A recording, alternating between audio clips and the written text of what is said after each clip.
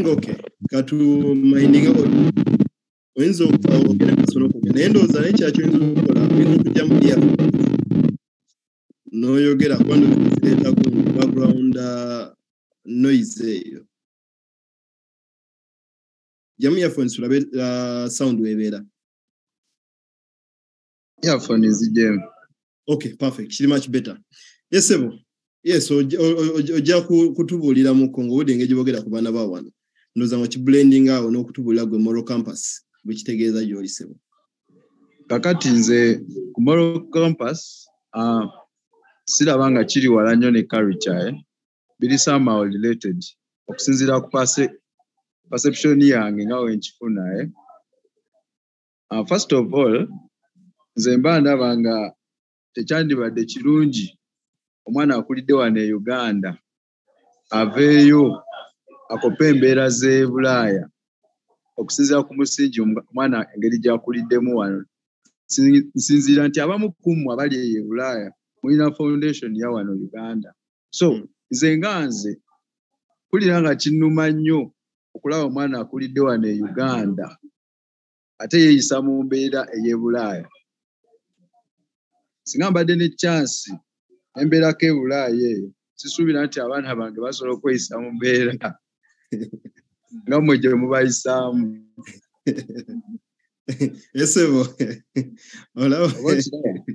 esebo bigamba omwana akula nga tamanyi kubuuza kitaawe omwana akula nga tategeera nti noono ye mukulu we bigamba everything is just like that so ekintu kya Moral compass basically kitwala nga twetaaga abaana bakuliza ku musingi okusinzira ku bazadde baabwe gye bakulidde abaana mmwe ndaba nga okusinzira empisa mmwe ze muyina ate temwanyi kituta abaana bamubeera nga bali far different from you olw'ensonga nti wano tukuze nga tutwala culture ng'ekintu eky'omutawaana kintu eky'obuvunaanyizibwa ennyo nti weyabaye omwana akula nga akimanyi wazuuka ku makya alina okubuuza taata we ng'afukamidde ne maama we omwana wabeera nga alina omusango gwe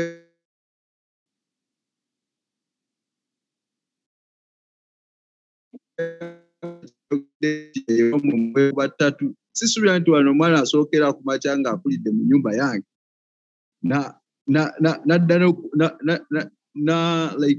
nakola ebintu ng'ebyo okwekuba ttata okwekuba zipini biki era nze mubuuza ekibuuzo bino wabigera kwa tata mukambwe no the reality nti abana kyandibadde kyasaanyo nnyo abaana bakuza nga bonna balina more upright kati for example ku mbeera eriwo mu Uganda wano ya homosexuality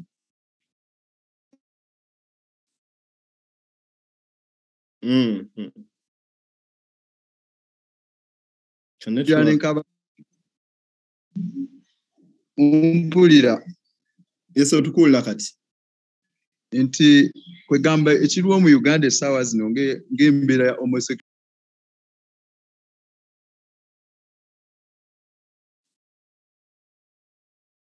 kireka waliwo abakulira nga boogerako ne balinnya mu waya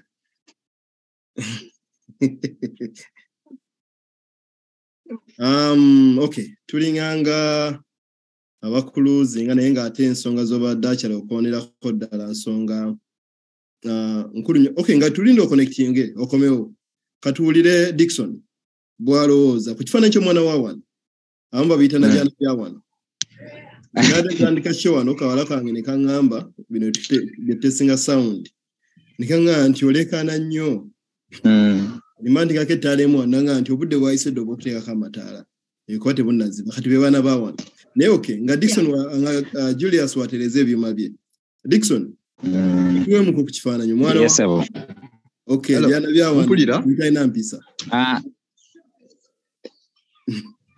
according to me tetujja kubiyita byana kuba ebiseera ebisinga omuntu ali eno mu Uganda oba mu Africa at large asinga kwegomba nnyo ate omwana akulidde eri kyeva olaba tutera okukola ensobi waliwo bino ebintu nga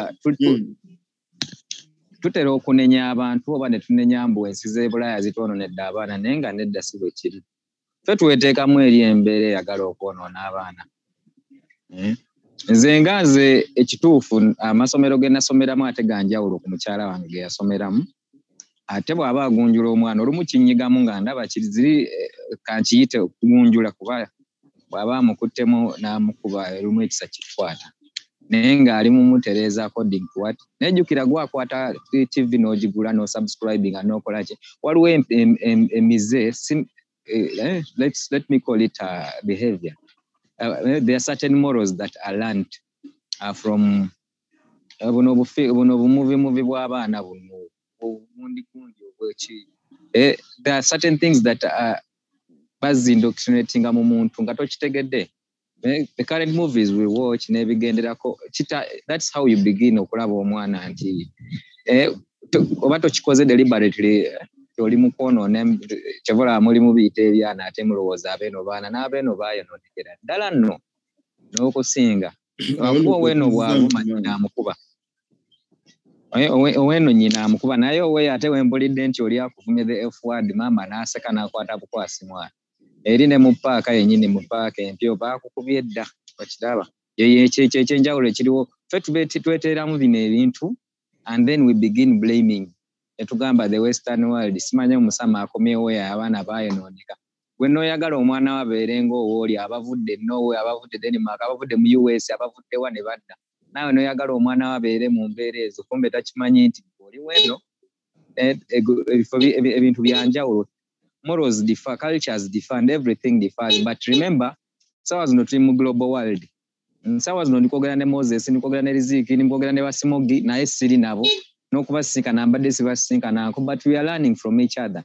So whatever, omwana omuto, njogera about omwana omuto, naye nze mbadde singa topike ne badde y'abantu bakulu. Kwane bino ebimuvi bye tulaba naffe ne weegomba-gomba ebintu ebitaliiyo. Nawe bigira. Chokanga mwabali eyo, you know what the exact thing that is there. And then tulabanga it could be right, it is right for someone to do this and this. Nenga neyo bambi namwe mukimanyi. It's not everyone's right. It's a right. Omwana okwononeka is a right, but as long as that right does not inflict negative impact on another person's child or another person or another kid. And the stina akobuzibu as long as you don't compromise. Nga twachogeddeko compromise tekiyingirira kya muntu mulala. Nsalemuko ekirimi katonaawo olina ebintu bibiri byokozesezaawo nga birina engeri bikoonako ku kintu kya Izian kyabadde ayogerako kyatamaze eyo nti kasita rights z'omwana ziba tezi-inflicting a pain nga tezikosa rights za mulala. Webale ekyo mu sense eno then nokona kintu kya compromise. Yes. Izian agadde ku kintu eddembe eriyitawo bantu bakopa n'akonamu nekintu kya protection muba gobanga awaliwe ekikula kiriba ki-inflicting a direct pain ku muntu mulala. Kyekimu nsuubira mwenna abasinga mwakulirako e Uganda. Mama Dickson kyakola ku Dickson omwana omuto w'emyaka 5 ali mu nursery mu kindergarten. Ate kyanjawulo ne Mama Maria kyakola ku Maria. Biba byanjawulo. So as long as Mama Maria abaana abo babijjukira baba bazannya. Babeera babiri Dickson ne Maria bo babuzannya buli myaka gye bugenda mu same school. Naye happening ewaba Dickson tekibeera waba Maria. Mama Maria ne Mama Dickson banjawulo. Kyengezaako okugamba nti ensi zaffe zanjawulo ne cultures zanjawulo oba otunuulidde ebyasa n'ebyasa. So ekya Dickson bwe kita compromising kya Mama Maria. Mama Dickson n'atayingira Mama Maria nti nze owange mukola bwenti. Nga Mama Maria alaba nga oli amuyisa bwe yali mumuyisa. Amuyisa bulungi. Eno ng'alaba babonyaabonya ono. It is only time that tells. So abantu ababiri abo tobigatta kyengezaako okugamba. Okay. Nkutegedde mugundi eyo. Ekintu kye twogerako yakyali nene nnyo. Naye nga twagadde nnyo okusiivingamu ebintu ebimu nga tulabye katukoseza reference eyabali ebulaya bakonya ku mwana w'ebulaya basic mwana wa bulaya nga twagala ogira nti mbeeka ndowooza mulabawo wano era ndabye nga Sami ne Riziki Julius wagambidde okuba omwana nti yeetasobola kukulira maka ge kuganga mulabira ddala kuga contrast n'ekiri wano ne wakati Julius ayinza okuba representing a average parent e Uganda kati kino olaba conflict eri awo mu culture.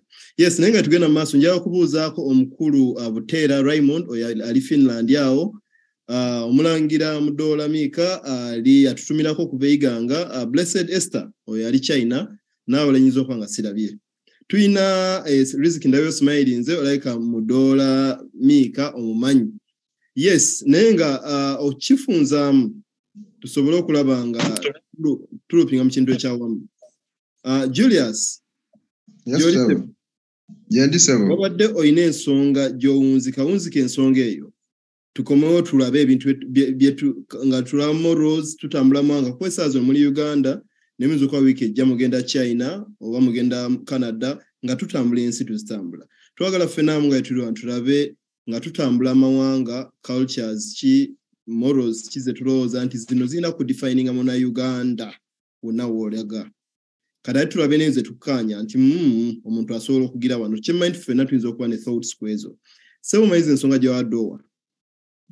Akati Sebo simayo bamumpuliriza bulungi. Tukuwulira bulungi Sebo. Senga wadde ne possibility eteekawo kamera kyandikoze bulungi naye kati soka tugenda.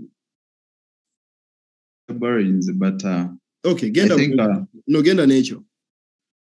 But I think yeah, kamera yoko eri kati. Manya nedoboozi Scarlett Julius. Kakati ensonga gye nabaddeko ya moral compass, first of all nze kintu kya moral compass nkitwalira ddala ng'ekintu ekitali nnyo walako ne culture. Kati for example here in Uganda tukulanga batukuza morally upright according to what we experience, because most of you in Europe and those in Finland, those in Norway, those in Sweden, subirantamu abasinga mu sezo mugenza y'obugenzi naye nga abasinga mwakulirako wano Uganda.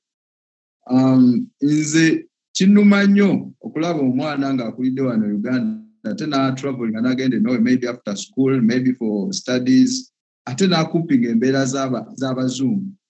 Most times ndabanza abazungu tebakopa nnyo mbeera z'Abannayuganda. So it really disappoints me okulaba ate nga Bannayuganda bakopa embeera z'abazungu ate nga abazungu balwawo okukola okopa culture y'Abannayuganda.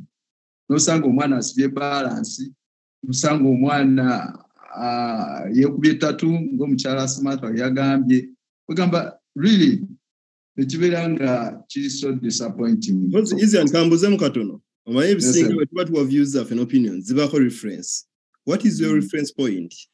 Ng'ogamba omwana okwekuba ebintu bino oli disappointed ng'okola reference ku bazungu ki mu nsi ki oyinabo omanyi vividly. For example, waliwo omuwala gwe following awo ku TikTok nasomako naye nesomero nasomako naye mpijaawo.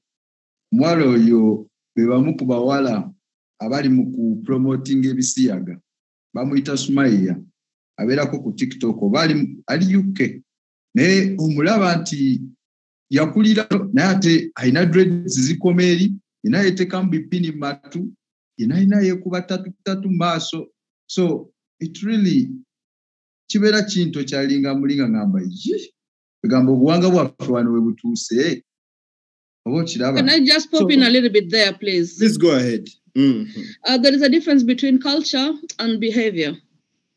And then one doesn't need to go further to Bulaya. One just needs to go from Iganga to Kampala to see the difference of how people behave. Because coping is everywhere. When anybody goes from one place to another, they can adapt behaviors, and then at the same time, they can also choose a different way. When it comes to tattoos, you don't have to go to Bulaya. When you have to earrings in the ears, you don't have to go to Bulaya. Those ones are even in my village in Iganga. That was it. Okay, well, mpozi nature balance. Moses mbadde nsaba oveemuko nange nyingiremu katono awo. Genda maaso. Mukyala Riziki kyayogedde kituufu. Waliwo ebintu nga kale sigwa kikoze like tekyetaaga kuba ng'otambudde mu fine. Naye era olina okuba ng'olina gy'okijje okijjeewa ye point. ayinza okubanga wayiganga okuva ere waife yiganga paka wane e Kampala aye nga akitwire waaba akitwire ku movies kind something like that tenasese okwogerako wali where has it come from over social media why mpoze kira wadde Julius wadde okonaka wakonye ku balance nze 2001 nali ndi musinia 4 twalina nga abana basiba balance naye simanyi bali bagenda Deulaya naye just kibuuzo naye nga nze kyentunuulira nti ebintu bingi ndoza yinza okwaje biri mu society yaffe naye nga Julius ayina ebintu byakonyeko wano naye ndoza bingi okwagala tujjemu wano ekibuuzo ekyawamu nga boga nti culture morals coping kuba bino ebintu ebimu nga bogambye is risk n'okuva mu kyalo ekimu n'ogenda mu kirala waliwo ebintu by'osobola okukopayo naye nga bwe tutunuulira ekigambo kye twagala okukozesa mu sheno nti moral compass kubanga ebintu bino ebisinga bye tutambulirako olwaleero bye tugenda okupassinga on ku baana baffe kuba bye tulinawo ye gino kye tugenda okuzimba kati njala mu sheno paati esigaddeyo tusooke twebuuze nti Sami e Finland gy'oli waliwo ebintu nga golooza bino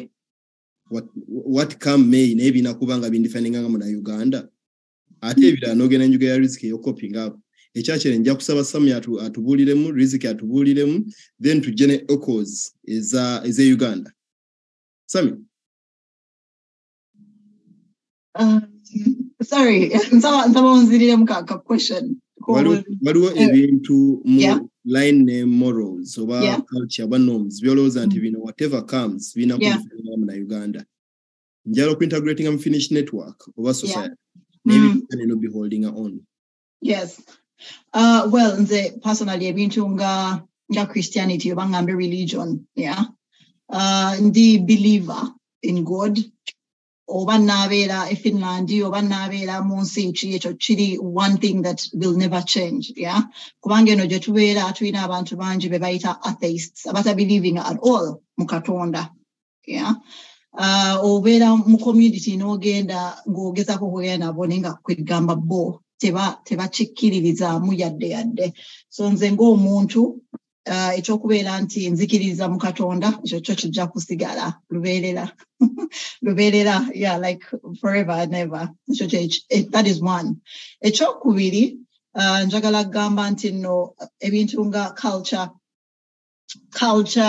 preservance, ndi muntu abelievinga nnyo gye nvudde like in my background oba ngambe culture ebintu ebimu nga nti omuzadde taata ne maama be bantu bensinga okuwa ekitiibwa mu nsi eno ekyo kyo kijja kubeerawo ate kiribeera for good ebintu nga obutakoppa bintu lwakubanga biri trendy oba tugambe nti lwakubanga it's style ngenda bawa different examples nze ng'omuntu bijja kumpitako bigende oba mbeera mu nsi ki that is it ebintu nga zittatu manya kuwummula matu bintu nga ebyo ebyebisiyaga bingi ebintu byesikkirizaamu ng'omuntu so regardless of where I am or regardless of where I will be because it's just not who I am.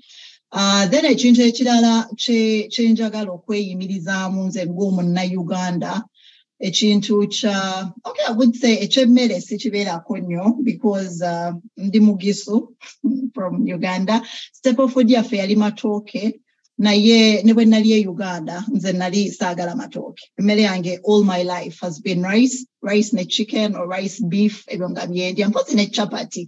Kati nga muzikira my sisters would always say nti wabula Samantha, you would actually do very well if you went to live abroad because how do you eat rice on a daily basis? Nenga yali emmere yange nze muwogo osimanya lumonde yali tebinkolera so ekyemmere kyo sijja kibeerako nnyo. It's not really like it's not been my thing ovadda.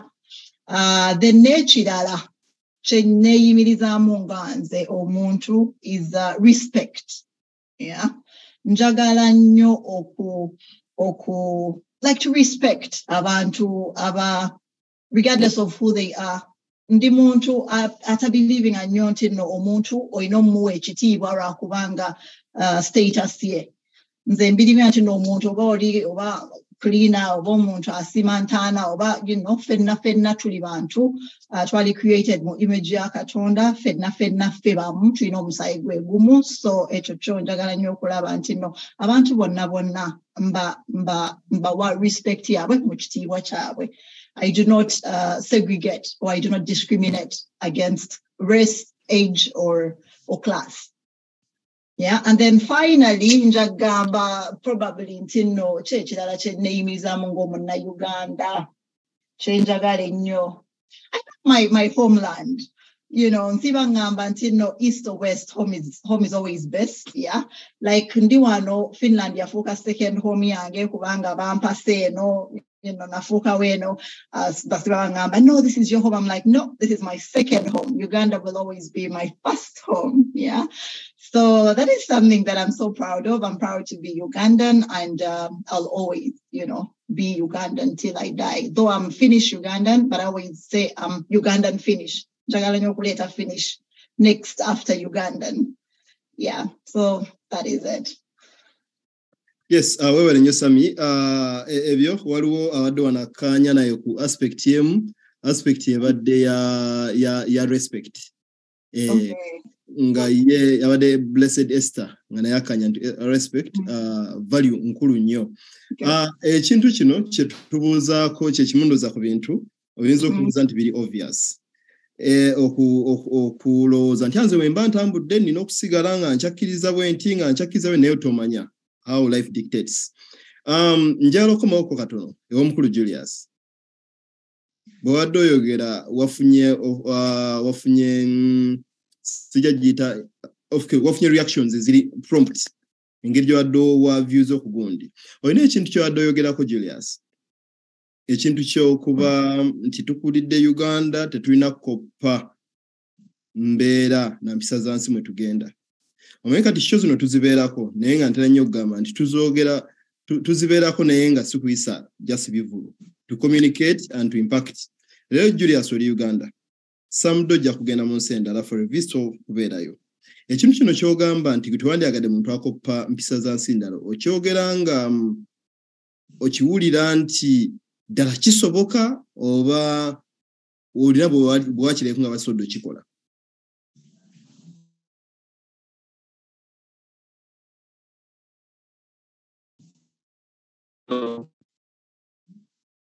Can network. Hello. Yes, bugenda maaso. Mpulira bulungi. Yes, bo. Kakati ekintu ekyo mukulu Mugisha kyoyogedde nayanza nnyo akakisa kano okumpaddeera. Ekintu ekyo kyoyogeddeko nti one day one time njiza okuba e Uganda ne ngenda tugambe mu nsi endala kubanga ngeze kulambula. So newankubadde tinyiza endala nembeerayo oba something like that. Naye obwobuwa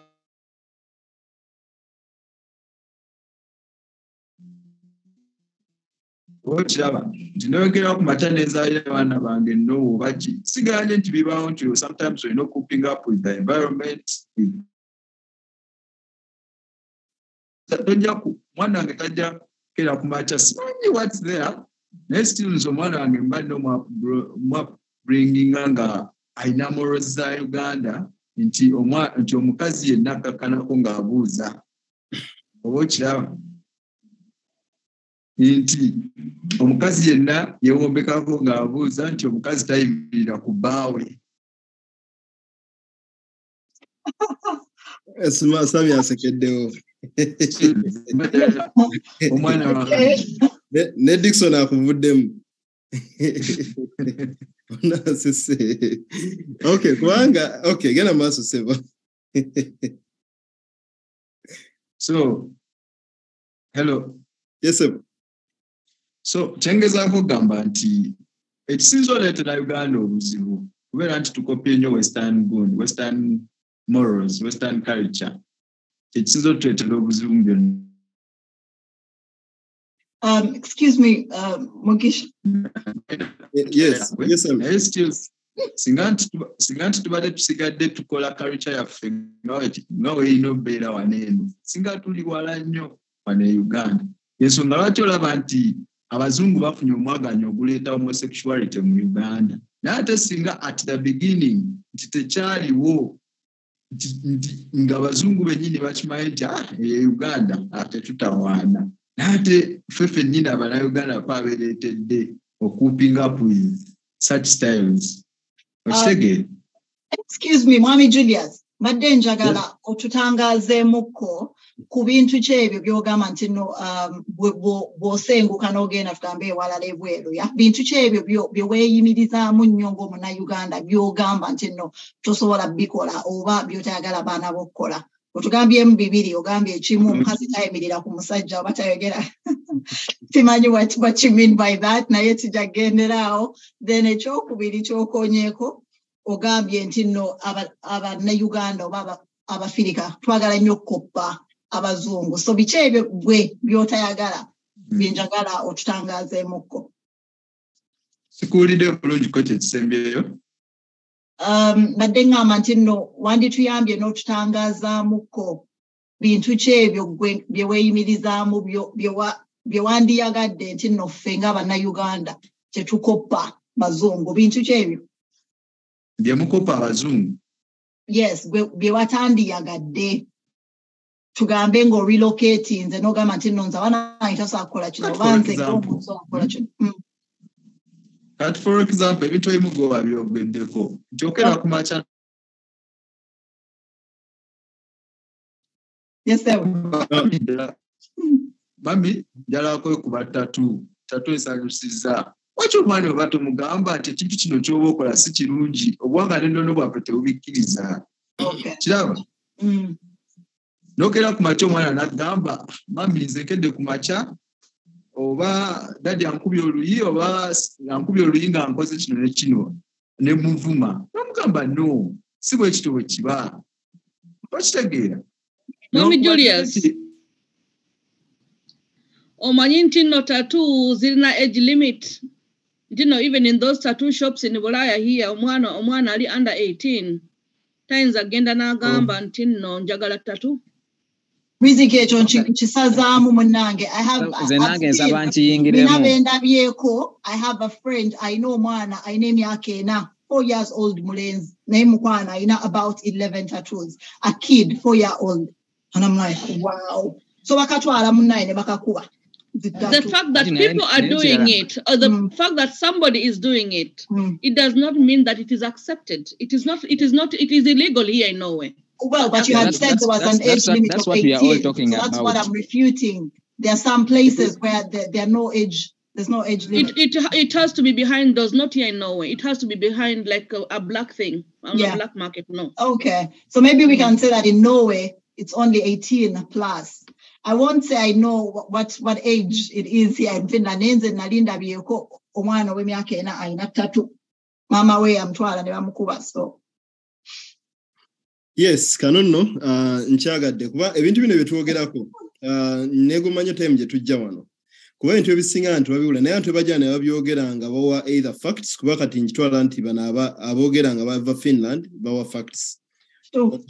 Julius naye awa reflection probably okuva mu experiences z'abantu ne byawulidde naye nga byonna tubaako kye tuyigamu. Ekintu kya Julius yabadde ayogerako akiri wakati awo ne Dickson adayagala kuyingiramu. Dickson kaliswe tumuleka ayingiremu. Mukyala Riziki kyayogedde kituufu. Kiringa okugamba omuntu nti it's up to 18 years when you have to have a tattoo. Then ne bamuwa example y'omwana ow'emyaka ena ayina tattoo. You see there is a difference. The same way it is here in Uganda, and before you clock 18, oyina ebyokunywa by'otayina kozesa. But actually people use it at 16. So kiyinza okuba nga kiringa ku black market oba ki, but that is what we are trying to talk about. It's not actually culture, it's moral.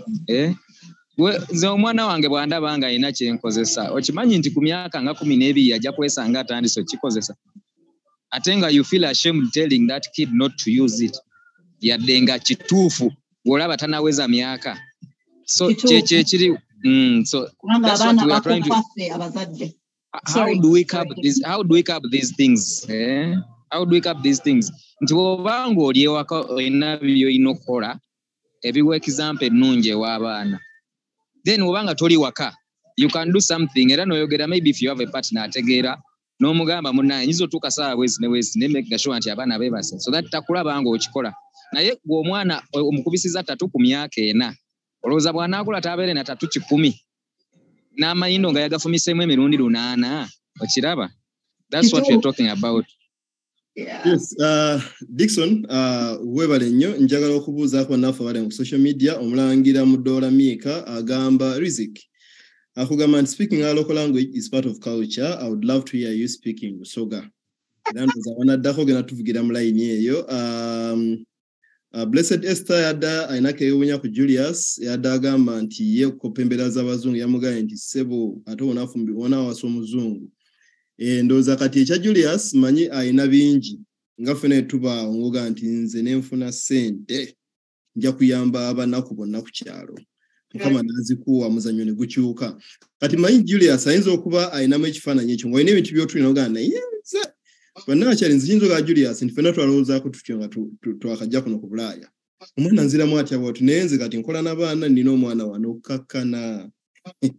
Ekirala Mogi society gye tubeeramu kati nga bwe tugambye nti no balina laws ezi protecting abaana kakati tojja kubeeraawo nga buli lunaku social babayita welfare bajje wakaawo kubanga omwana wamukubye abaana babuuza ku ssomero olya bulungi wasuze bulungi things like that. So oluusi ne community oba society mwe tubeera yetukola ki yetukozesa ebintu byetukola how do they say it?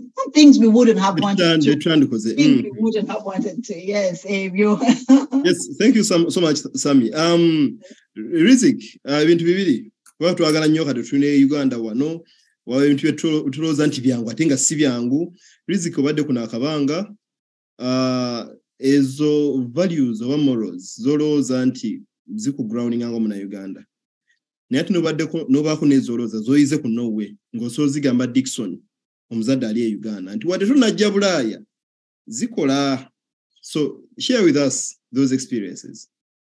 Mpano kandogere mu Lusoga okusanusa mwami Mudola ali eyo bakwecho zena itakubosa noisa but mama kintu ekisookera okuwagana w'ekitiibwa kabe muto ate mostly mpano kuba abaana bato okuba abantu abakula ekitiibwa.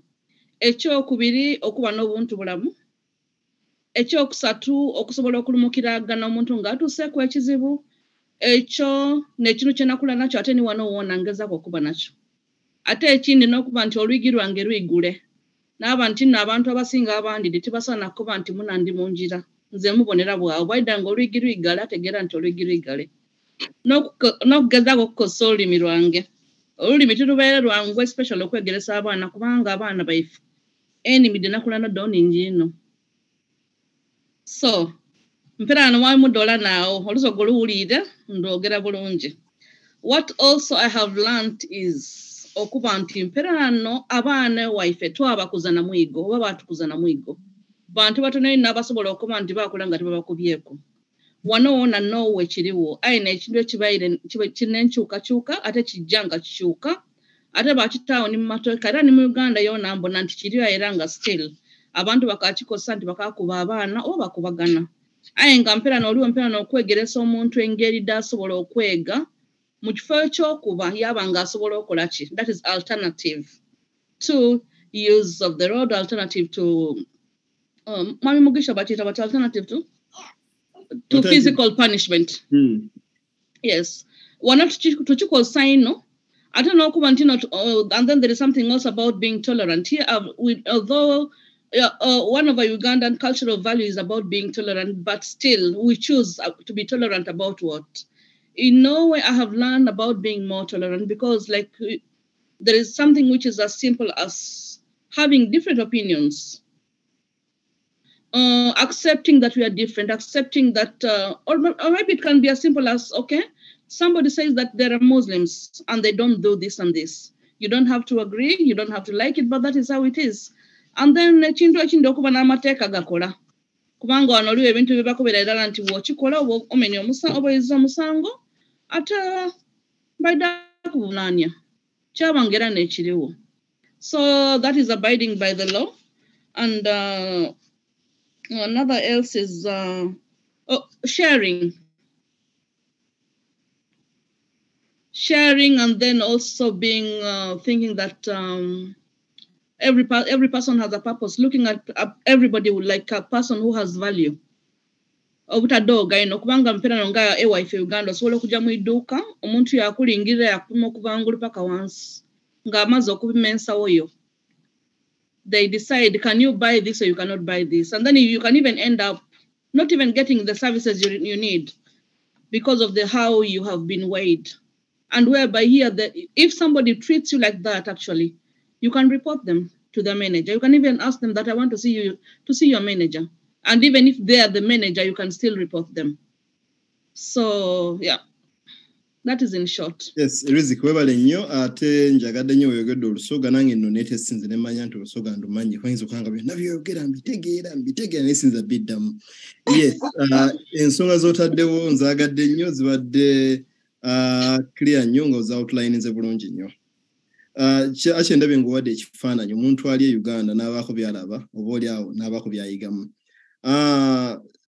Dickson. Mwami Mugisha. Yes, Sammy. Before we go ahead, maybe just to add a little on what go ahead. Riziki has said. Kwanganza sasa means the up the good things every day. Of course, we machinga every day wamwe gondi na inja kuongelezako just Riziki byata mentioning there. For example, ebirala ebirungi abana baffe bye baline eno oba bye bayige eno ebitali back home is something like time management. Abana eno kuvanga bato ba baby bamanyi the importance or the value of time. So tebajja kubeera omwana ajja kubeera emyaka 6-7 naye ng'amanyi nti nalina maybe a dentist appointment sawa nga 4 kujjukiza gaino ga mami tomorrow we have the dental appointment at 10, so we should go to bed early and we're not late. Kale ekyo kirungi nnyo nti abaana bakola okuva buto nga bamanyi ensonga yaki y'obudde kintu ekitaliyo e Uganda. Ekyokubiri kyetulina wano ekirungi ennyo is the fact of equality, like gender equality is really, really like on point. Wano tewali bintu nti guno omulimu gwa musajja guno omulimu gwa mukazi. Here a woman can do anything that a man can do, right? Babisomerera ne babikola. For example, nja kugamba bwe natuuka eno the first time nali shocked okulaba nti abakazi bavuga buses, bus drivers, trains, mukazi. I'm like, oh my God. Mukazi ali mukuvuga train, mukazi ali mukuvuga bus. Kale kwegamba eno ogenda n'oyiga nti no equality, gender equality is key and it's, paramount. Like buli omu mukazi yakola ekintu kyonna omusajja kyakola, which is really, really good. Then nekirala nga Riziki bwagambye respect, yeah. Abaana bamanyi nti nno bwe babeera ku ssomero balina okurespectinga buli omu mu culture ye. Tugambe nti nno omuntu amanya nti nno ono musiraamu, yes bambala bwe bati nakkiriza nti nno bano bo bambala the veils, and it is okay. Tolina kumwawula oba kumusegregating kubanga mbuno ye ayambadde veil.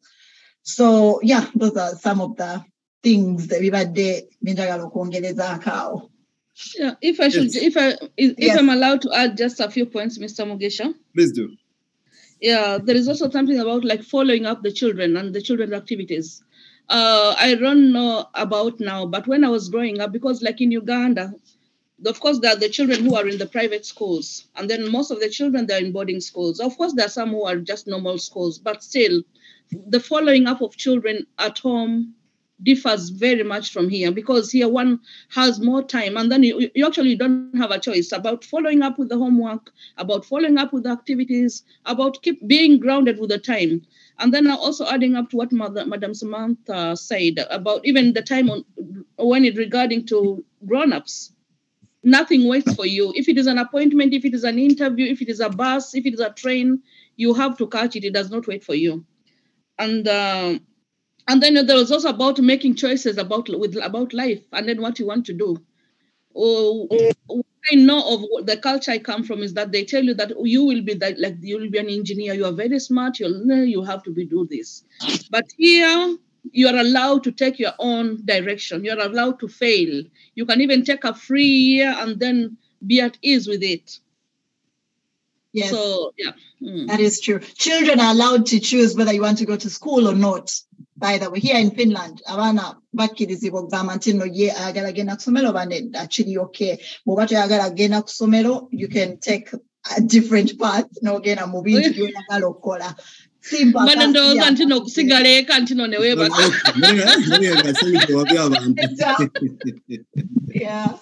Yes, bana njala okubeebaza nga ngende wa Dickson ne Isian wano nja kwagala kyali mpudde Isian akona nnyo ku kintu ky'ebintu nti tulina kuleka mpisa zaffe zeeka n'akona ku bisiyage bigenda mu maaso kati n'akona ku bintu ebyenjawulo abakulu ababiri nga bakozesa perspective ya Uganda n'ebyo bawula e Bulaaya n'ebyo bawulidde mwogerako ngenda bawa ekintu kino mu kirowoozeeko mbeeko kenkoonako ng'ekibuzo kiri nti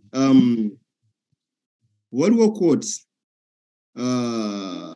Theresa May we yali resigning ya quoting omwami omu nga yagamba nti compromise is not a dirty word. Life depends on compromise. Omukulu Isian ne Dickson in case ekintu ekyo mukikkiririzaamu nja kusaba mumbuulireyo ebintu byemulowooza byemutasobola compromisinga era mumbuulire nti mu morals ne mbulamu waliwo level also gantu when I can compromise. Yes. Kambere nga nze abasooka kuba ekigambo compromise it's about coming to a consensus with some things. Nsuubira kyekyo. There is compromise anti mukanyiza then compromising nti olina kyoyingiridde oba oyingirira.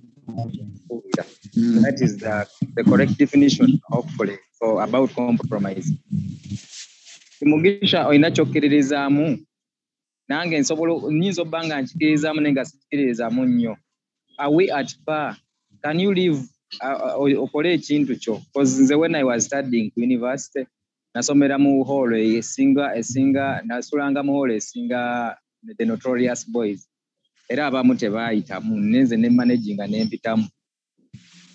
Omuntu obanga olina kyokola tokiyingiramu muntu. So what is happening currently is ekyensuubira it's a two-way traffic of compromising anti osobola okukola kyoyagala naye tonkaka kikola okiraba oyinza okunywa enjagayo. I'm sorry to use it. Oyinza okunywa enjagayo naye nga nze tonkaka ginywa. I will feel bad. You can smoke. That's why wabeerawo no smoke zone mu bifo ate nga ebintu ebifo ebikyamu mu bbaala mwennyini ebbaala kifo bwe twali tukulanga batugamba kifo kikyamu naye bwe tukula ebiseera ebisinga tugendayo neera waliwo no smoke area then nabagambe no smoking zone. Kulowooza lwaki weebiri ebyo kitegeeza gwe oba oyagala okugenda owunyirizibwa omu oli waddembe ogenda mu smoking zone then w'omaliriza nodda oba omaze okukola ebibyo jangu eno obeere naffe you socialize you do everything and tetagala gamba nti fena tuli kinakyo perfect. Osobola okukola ekintu naye nga gwe buli omu akulabanga icon nga bakulabanga kyakulabirako naye nga kumbe gwe naawe olina private life yo olina byokola naye nga tebitambulira ku mulala. Nze Katonda yannyamba yampa emukisa nti bwe natandika okukola natandikirawo okukulembera abantu naye ate sikakanga muntu kukola kyatayagala era bw'afuna obudde ajja naŋŋamba omanyi kino ky'oŋŋambe era n'enseka n'okuseka ne ŋŋamba kiryoke. Maybe that is the meaning of compromise. So kitegeeza nti ne bw'oba ng'oli mukulu wange ne taata wange yennyini omugenzi nina bye nagaananga okukola era ng'agamba genda maaso kola bw'oti kolanga bw'oyagala naye nze nkugambye either mu maaso eyo n'otomera n'okomawo n'ogamba daddi waŋŋamba nsonyiwaamu oba si kyekyo n'ogamba olaba kye nagamba muzeeyi weebityo. That's what we are looking at currently. Ze kyendaba titogenda kunkakakola kyesaagala oba si kyo bw'oba olabanga majority ya gundi egize actually out of I think 100% of abali mu Uganda oyinza okusanga nga only 9% ne kkumi teriwera nga be bali mu kuwagira ekintu. Lwaki to respecting rights z'aba wemba mugamba bagamba nti democracy it's the rule of the majority over the minority but the rights of the minority have to be respected. Nkuwa ekitiibwa kyonge yalonda kino wabula nange mpa ekitiibwa kyange bw'oba ng'oli neiba wange n'oleekaanya ebidongo ng'ewange namanyira kubeera quiet kitegeeza oba oyingira eddembe lyange yadde gw'olina eddembe lye ligula ebidongo ebisingako ku byange. That's what I'm trying to say. Ndowooza omuba mukitegedde mpitidde walawala nnyo nenze mba nsubira mu kitegedde. Weebale nnyo Gibson, katono nnyo kibuuzo kitono nnyo. Waliwo emabega kawo discussion yali heated up nnyo ng'etaagingiddwa ssente y'ekibi byali mu MPs kibi era twali ku discussion wano n'abaawo discussion twagira online. Kaakati Dickson okkiriza nti gye bayita omuntu tugamba olina boss ali corrupt ng'emizeejo gimanyi wajja ssente ng'era mwajja okusasula olowooza oyinza otuuka mu position eri disturbing kuzigaana oba ozikkiriza oteekeba kuki ng'omanyi ddala ali corrupt amakubo gazija mu makyamu. Kituufu gye kiri kubeera kyali kintuseeko si gumu si ebiri nkoledde nnyo abantu abazungu kale apart from this side gye tuli mu kwogerako ekya Moro Campus omuzungu alina ekintu kye bayita they don't compromise with ekintu ekikwatagana n'ekyo ky'oli mu kwogera tugiyite ssente y'ekibi era kimbaddeko obanga olaba nga ssente y'ekibi mbi you use the right channels okukirwanyisa. Bwe ndaba nga mukama wange alina kyakola nga kibi era nga mwendya kituufu nga nange mwefunira naye nga ndaba siri comfortable nakyo ate nga waliwo anga gy'otuuka nga tosobola namugamba nti kino kyokola kibi kuba naawe kyekikuliisa. Suubira wabeerawo channels ezokikwasaganya ne mubeera nga mutuuka ku consensus. Oyinza obutatuuka ku consensus naye ate oyinza obutayagala kumwonoonera naye waliwo ekituuka ng'era ojja mwonoonera. Kuba bino ebintu byetera okwogera oyinza osimatuka ati one point ojja kyogera ate naawe kikuliiremu naawe kikutwaliremu yakuwasagayo amabaati agaali eno naye yagamba nti amabaati gamusanga wuwe oba gaafuna go ne gamusanga ewe ng'olowooza personal secretary we tekyamulya kwegamba bad is bad ne bw'okyogerako yadde kyekikuliisa kisigala kibi kyebulaba ne bw'okyogerako gwakyogeddeko onoonyezebwa naye atakyogeddeeko asirika n'ayitawo ne kimulumira muli psychologically. I think next topic ejja okujja oza twogere ne ku bya psychological torture abantu gye bayitamu yadde nga gwe mulimu.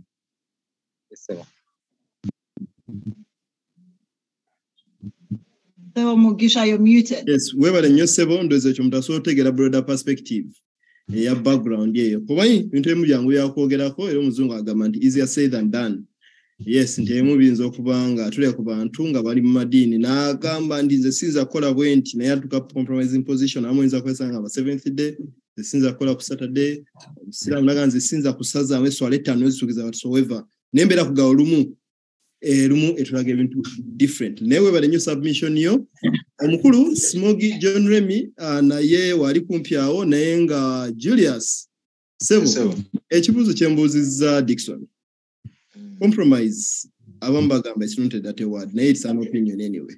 Bw'oba okkiriza nti it's not a dirty word waliwo ebintu mu bulamu by'okkiriza nti bino nsobola compromising ate bino sisobola. Ng'obeesinze ku ki? Nga mbeesinze ku current wave e Uganda n'engeri gye twogera ku Moro Campus. Nyesebo. Kakati compromise. Actually ekitu ekirala nga nkola ddala reference walisinza biddamu byonna naye nga wadde ogamba nti nze omwana wange tayinza kukola bw'atyo omwana wange naye nga tuwayinza okubawo time ng'oli mu bulamu bwennyini nnyini obwo kati nga waliwo ground egyosoga nti nze wano sivaawo.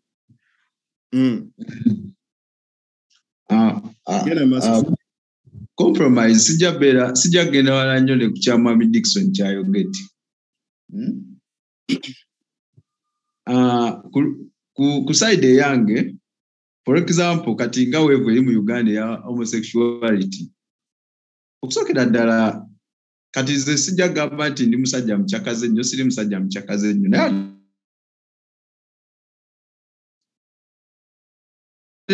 kabiri mu mukaaga balina beera wa myaka 3 balina beera settled nga beekozanga bakazi bigamba ebintu ngaeyo nebeera nga bikutandinga off kisegera omuvubuka w'emyaka 3 neyeeta neyisiza ddala mu mbeera ey'ekikazi kati awo na compromising otya ne bagamba babakkiriza. Imagine ng'olina omwana we ali mu boarding tugamba olina omwana we ali mu boarding asomera eno naye mu ssomero ly'asomeramu mostly international schools galimu abali b'ebisiyaga. Mu Uganda emyaka from 5 years you reflect 5 years from now ng'embeera yekyagenda maaso bwetyo ensene n'abeera etya. Nzijukira sometime back waliwo etteeka lye baali bagenda oyisa mu parliament nga lya miniskirt nga tebagala bakyala e Kampala kwambala miniskirt nga zisusse obungi. Etteeka eryo lyayitako ko some years back nali nkyali mwana muto naye ate still nali ntegeera.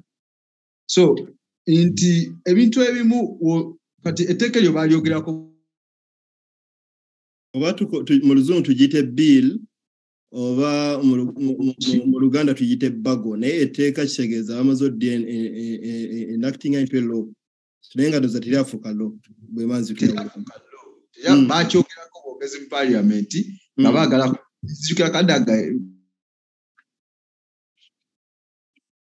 gundi yali speaker by then ne bakyogerako bwogezi miniskirt bagenda zijjawo nga abakazi bambalira ddala bubi kiraba. So ekintu ekyo bakyogerako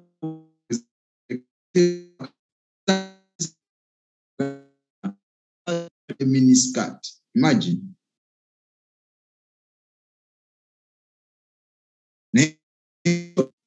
Nekino ekyebisiyaga singa simanyi nnyo nti badde siri nnyo updated naye nga waliwo biro yayisiddwa. Julius, weba nenya abantu awo